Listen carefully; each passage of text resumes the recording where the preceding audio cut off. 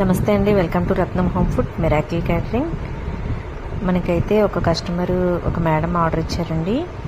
1/2 kg రొయ్యల పచ్చడి, అలాగే 1/2 kg మటన్ పచ్చడి, ఇంకా కరివేపాకు కారం, మునగాకు కారం, ఇవి 4 ఐటమ్స్ అయితే ఆర్డర్ ఇచ్చారు.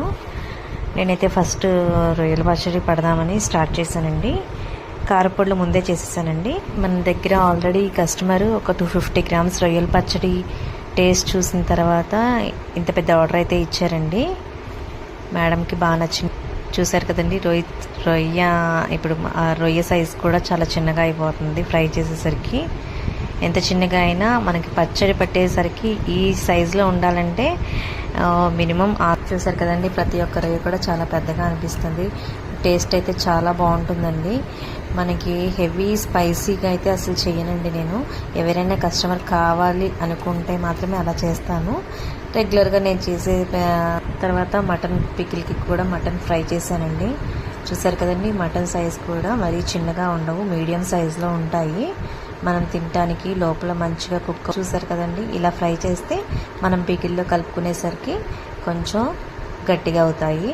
దానివల్ల ఇబ్బంది ఏమి ఉండదు, చాలా మెత్తగా ఉంటాయి. నేను ఇది ప్రిపరేషన్ అంతా ప్రాసెస్ పెట్టడానికి చాలా ఇబ్బంది అయిపోతుందని చెప్పి అక్కడక్కడ కొంచెం తీసానండి. చూసారు కదండి, ఇవి దీంట్లో వాడే ప్రతి ఒక్క స్పైసెస్ కానీ, కారం కానీ, అల్లం వెల్లుల్లిపాయ పేస్ట్ ప్రతి ఒక్కటి కూడా నేను ఇంట్లోనే ప్రిపేర్ చేసుకుంటానండి. ఎప్పటికప్పుడు ఫ్రెష్గా ప్రిపేర్ చేసుకుంటాను.